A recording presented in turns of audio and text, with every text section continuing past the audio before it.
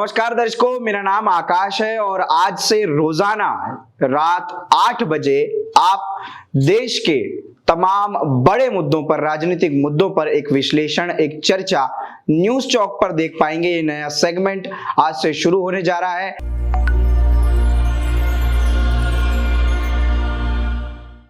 जिसमें मेरे साथ जुड़ेंगे चौक मीडिया ग्रुप के एमडी अंकित तिवारी जी। अंकित जी, आपका बहुत बहुत स्वागत करते हैं इस कार्यक्रम के पहले एपिसोड में, और हम देश की तमाम मुद्दों पर इस पर चर्चा करेंगे इस कार्यक्रम में रोजाना। थैंक यू सो मच आकाश, और बधाई आपको, शुभकामनाएं इस नए कार्यक्रम के लिए। उम्मीद है चुनावी माहौल जिस तरीके से देश में बढ़ रहा है और देश में राजनीति वैश्विक निगाहों में है, तो ये शो भी ऐसे ही देश दुनिया में बसे तमाम भारतीयों के लिए और खासतौर पर उन प्रवासी भारतीयों के लिए भी अहम होगा जो देश को विदेश में बैठकर देख रहे हैं। जी बिल्कुल, और हम चाहेंगे कि ज्यादा से ज्यादा दर्शक हमारे साथ इसमें जुड़े, हमारे चैनल को सब्सक्राइब करें और प्रतिक्रिया भी दें। प्रतिक्रिया भी बिल्कुल जी। आपके सुझाव हम तक पहुंचे, आपने प्रोग्राम देखा और सुझाव नहीं दिया, हमें पता कैसे लगेगा? व्यूअर्स तो बढ़ेंगे हमारे, हमें पता लगेगा आपका सहयोग मिल रहा है, लेकिन जब आप इसमें अपने सवालों को डालेंगे तो हम उन्हें पूछने की कोशिश करेंगे। बिल्कुल, जिस तरीके से अंकित जी तैयारी चल रही है लोकसभा चुनाव की, पूरे देश में तैयारी चल रही है, अलग अलग दल अलग अलग राज्यों में तैयारी कर रहे हैं जी। उस पर आज चर्चा होगी।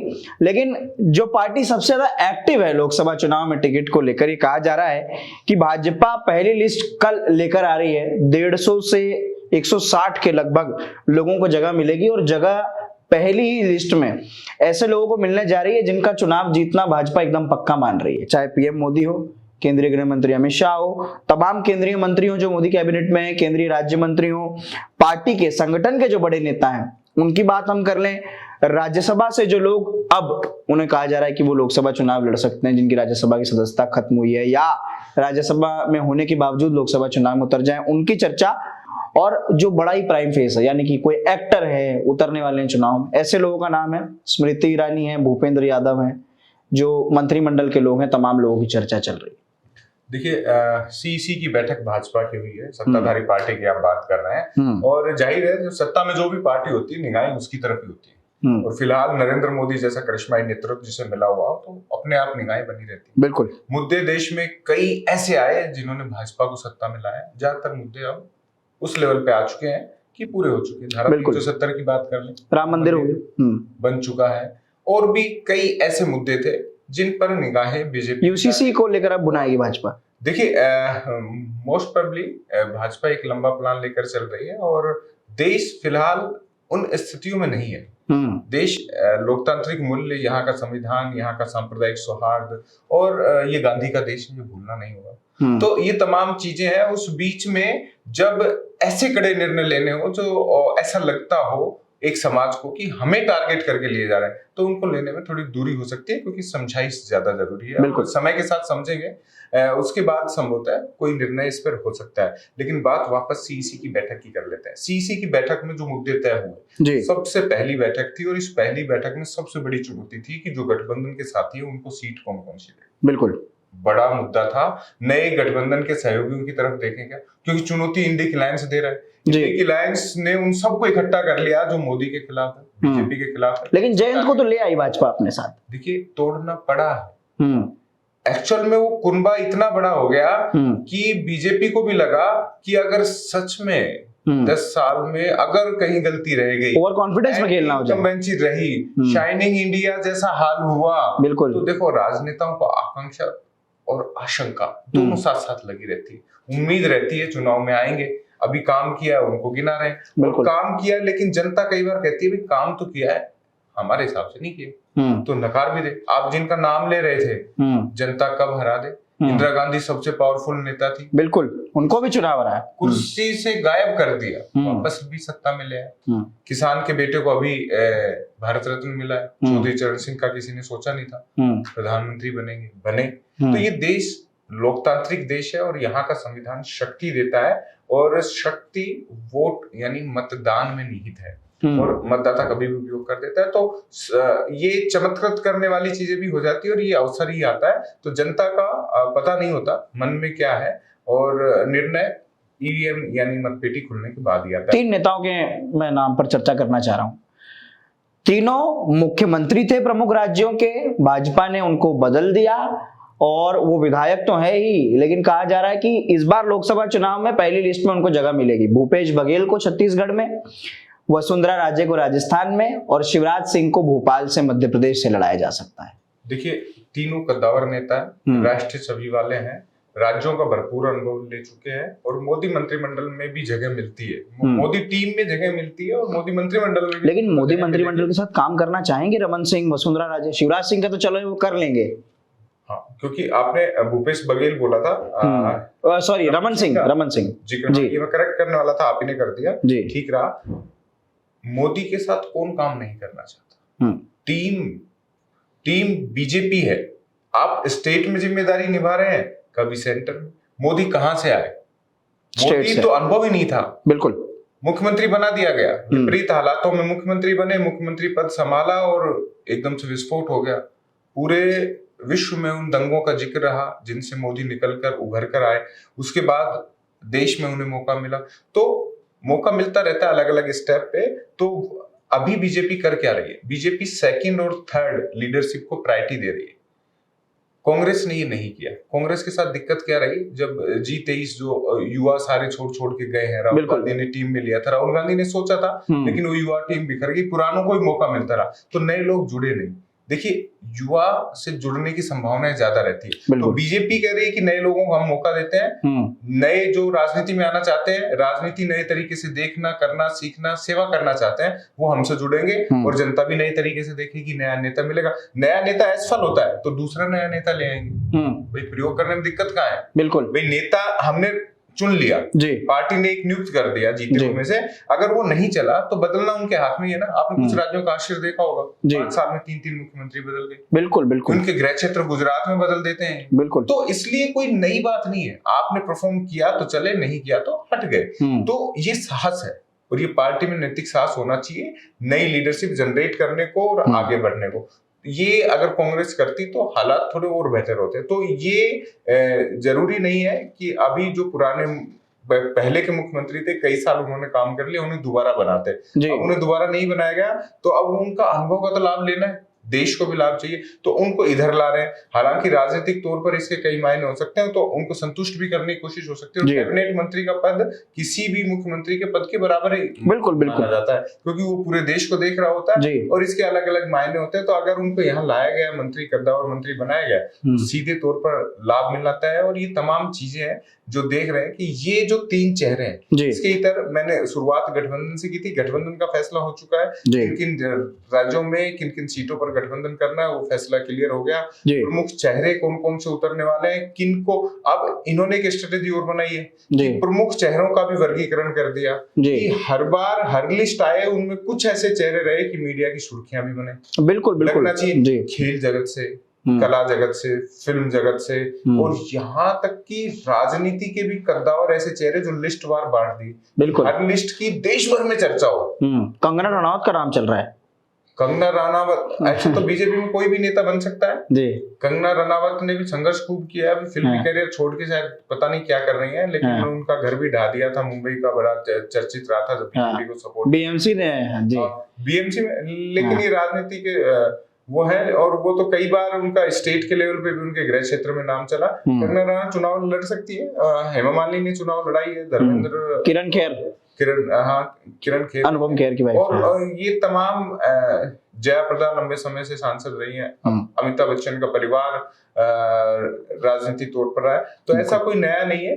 नाम आ सकता है और टिकट मिल भी सकता है और जीत भी सकती है, सेलिब्रिटी है, तो ये सारी चीजें हैं। लेकिन फिर भी इतना है कि बीजेपी नाम चौंकाने वाले होंगे, और सबसे ज्यादा पुराने जो सांसद हैं जिन्होंने 5 साल सांसद जीवन का लाभ लिया है, लाभ इन द सेंस कि बस बैठे हैं, हाँ, मोदी की योजनाओं के, मोदी के कार्यक्रमों को जिन्होंने ग्राउंड तौर पर लागू नहीं किया, सब बाहर एक्टिव नहीं रहे, वो लोग बाहर होंगे। लेकिन बाहर अखिलेश के सारे करीबी हो रहे हैं।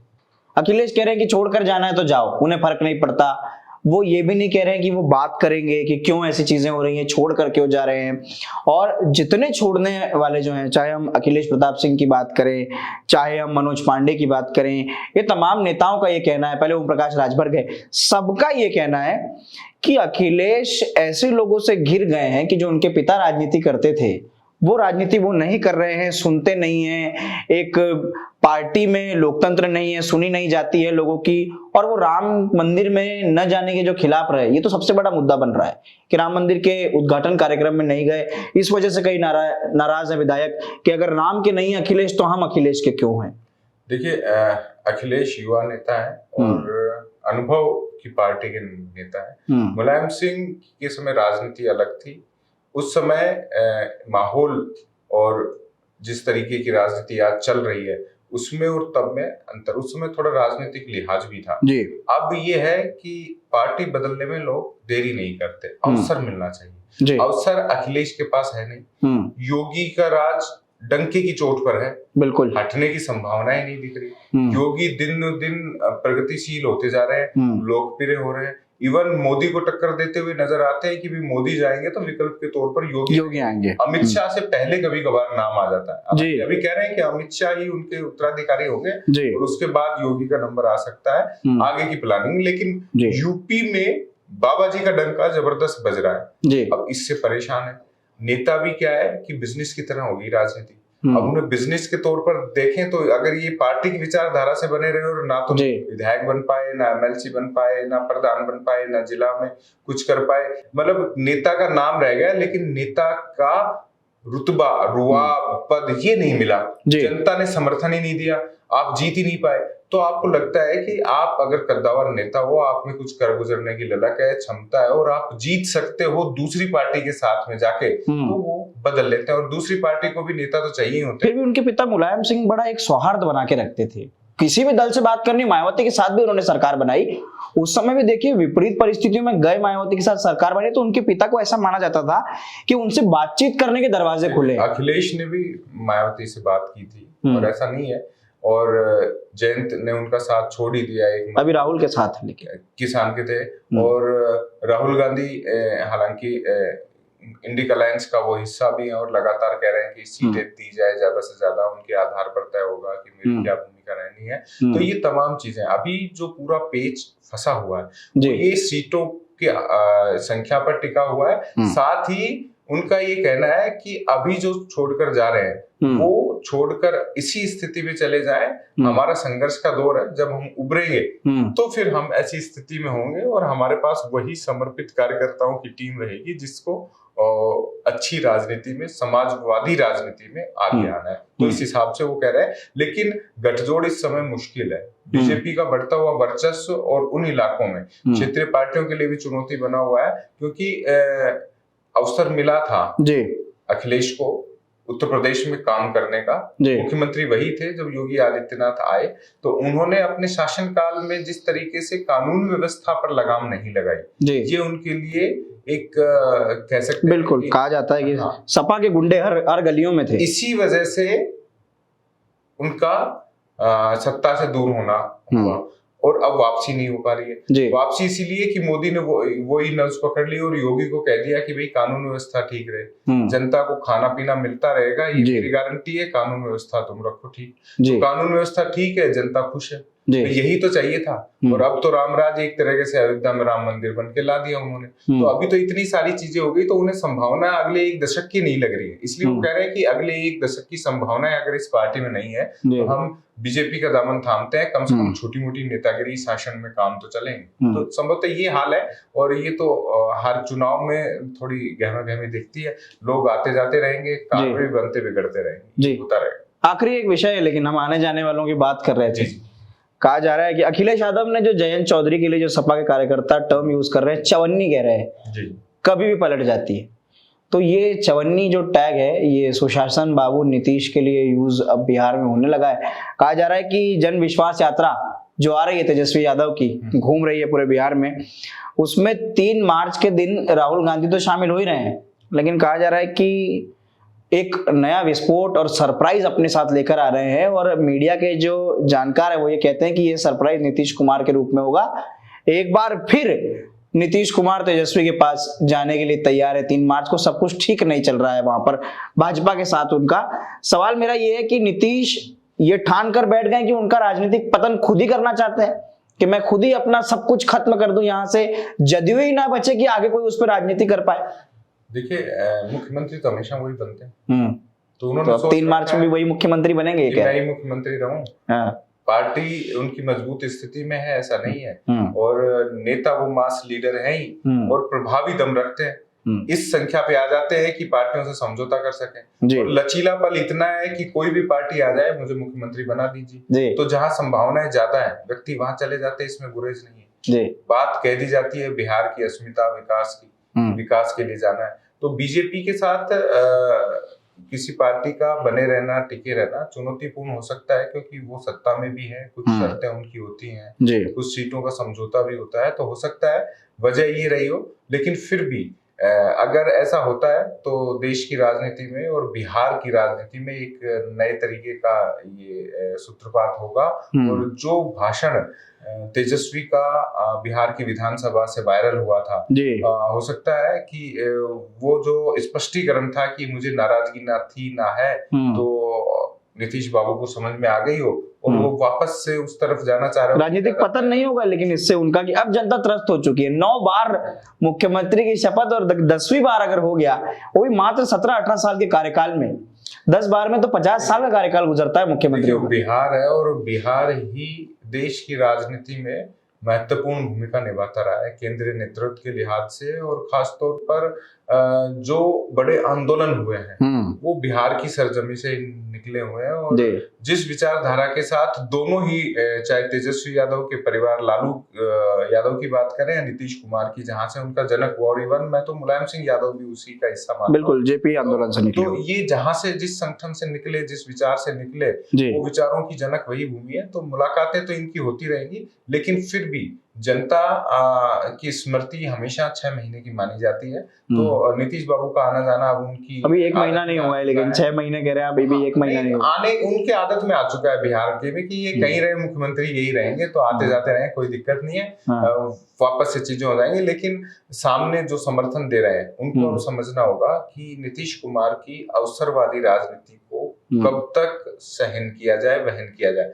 लेकिन कहते हैं ना कि राजनीति में सर गिने जाते हैं, संख्या बल गिना जाता है, वो नीतीश के साथ है। जिस दिन जदयू के पास ये संख्या बल कम होगा, उस दिन हो सकता है नीतीश कुमार किसी भी राजनीतिक पार्टी को बुलाएं और कोई पार्टी आ जाए, ऐसा होगा नहीं। तो यही है कि नीतीश कुमार की तब तक चवन्नी चल रही है जब तक उनके पास वो संख्या बल है जो बहुमत के आंकड़े के पार ले जाता है। बस यही वजह है कि तमाम राजनीतिक पार्टियां चाहती हैं कि बिहार महत्वपूर्ण प्रदेश है, राजनीतिक तौर पर, गंगा के एक तरह बहाव क्षेत्र के तौर पर, और वहां के जो लोग हैं उनके उत्पादन की क्षमता, काम की क्षमता और उनका देश में योगदान के तौर पर भी महत्वपूर्ण माना जाता है। तो यही सब वजह है कि हमेशा से राजनीति पिछले लंबे अरसे से नीतीश बाबू के इर्द गिर्द घूमती रही है, मुख्यमंत्री वही रहे हैं, और किंग मेकर की भूमिका कह सकते हैं उनकी, तमाम किंग ही वो है, किंग मेकर तो किंग ही वही है एक तरीके से। किंग मेकर है वो, और खुद को ही किंग बनाते हैं कि भाई सब तमाम पार्टियों से बातचीत करना। उनके कई साथी हैं जो अब धीरे धीरे दूर होने लगे, लेकिन ये दूरी भी जब होता है कि बड़ा लंबा वक्त हो गया, राजनीतिक पार्टियां सब एक दूसरे को आजमा चुकी हैं, तो अब किस किस का अवसर है। लचीलापन कभी तो खत्म होगा, और जब खत्म होगा तो बिहार में एक नए राजनीतिक अध्याय की शुरुआत होगी। जी बिल्कुल, ये आज तमाम 3 बड़े विषयों पर चर्चा देश पंचायत पर। लगातार ऐसे एपिसोड्स आप न्यूज़ चौक पर देख पाएंगे। तब तक के लिए आपसे लेते हैं अलविदा। आप देखते रहिए न्यूज़ चौक।